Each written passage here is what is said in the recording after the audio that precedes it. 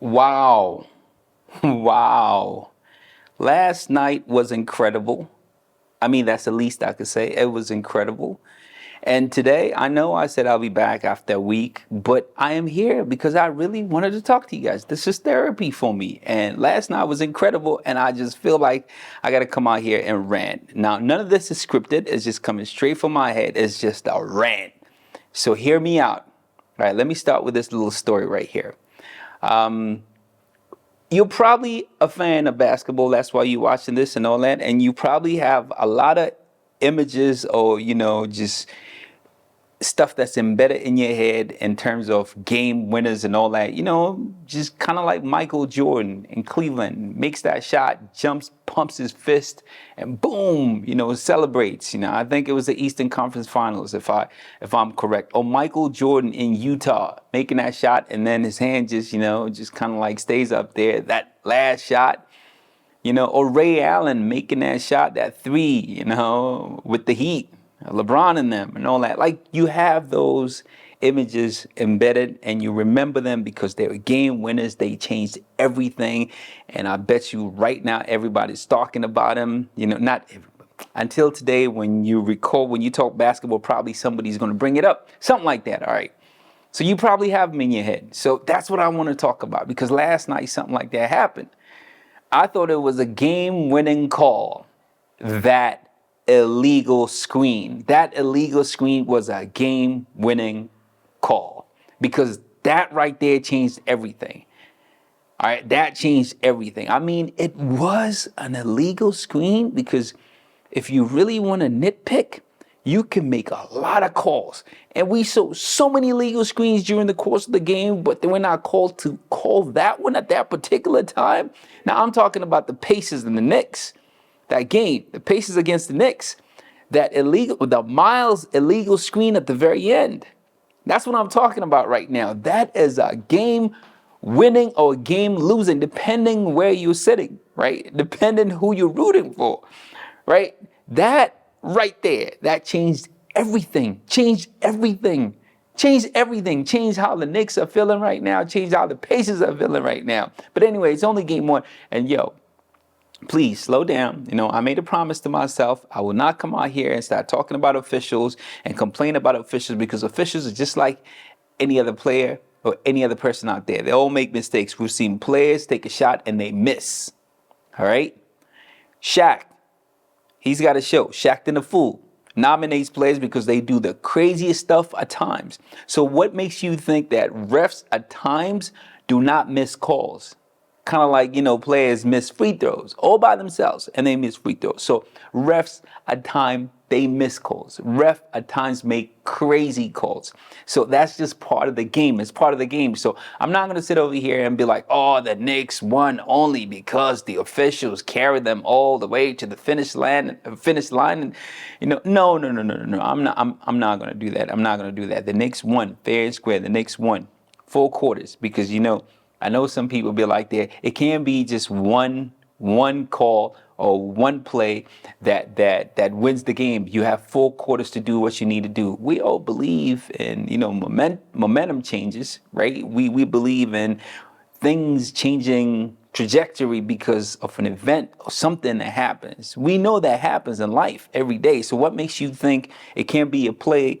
It can't be a call. It can't be something like that in the game that just changes everything. So yes, that changed everything, but it doesn't mean they didn't do what they needed to do the rest of the quarters or every quarter to put themselves in that position whereby when that happens, they actually benefit from it and actually win the game. So the Knicks won fair and square. Even though I picked the Pacers to win that series, the Knicks won that game fair and square. All right.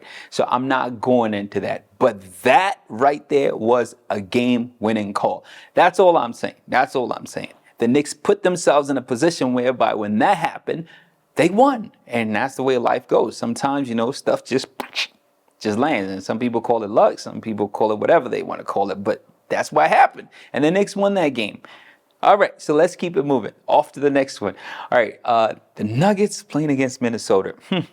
Where should I begin with this one? I don't even know where to begin with this one, man, because I'm lost for words.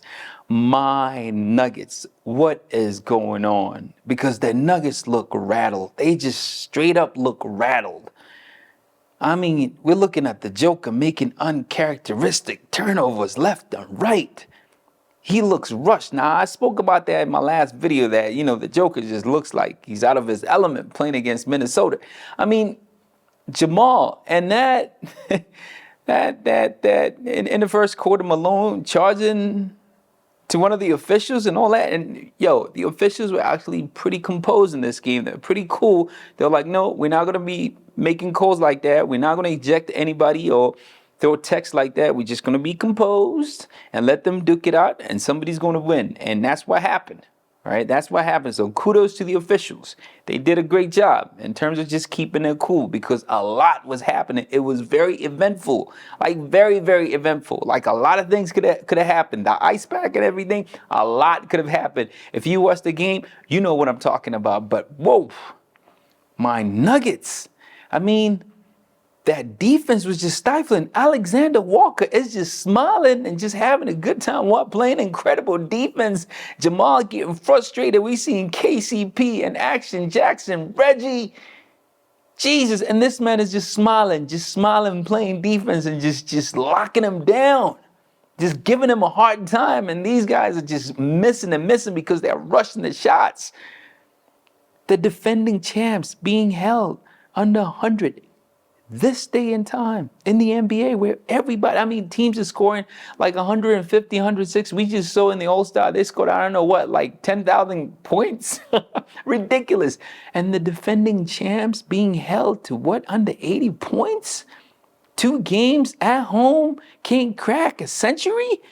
Jesus Christ, that defense was just ridiculous. Minnesota, what are you doing? That is just so disrespectful. Those are the defending champs. Show some respect, Minnesota. What you're doing.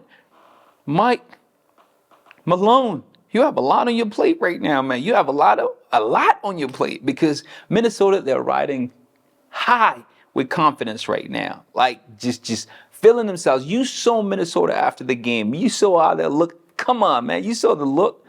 Just really confident. Malone, Nuggets. Y'all got to make this a series. Y'all got to do something. I'm not going to start talking play by play. It's just right now, it's not even play. It just gets your confidence back. All right. Just be composed. All right. You can't be like me right now. See, with this rant, I'm like all over the place. You don't need to calm down. You don't need to simmer down. Just Jesus. Minnesota. And there was no Rudy. All right, there was no Rudy. Minnesota, what you doing? That is just so disrespectful. And everybody was talking about maybe, come on, right? Yo want what? OKC or Minnesota because what? They're young? Come on now. Minnesota. At least you can show some respect to the defending champs. Y'all got to give them at least one game. It can't be a sweep. Y'all can't be sweeping Kevin Durant and then coming sweeping to supposedly the best player right now. Some people would say the Joker. Just sweep, get a room. Y'all can't be doing that.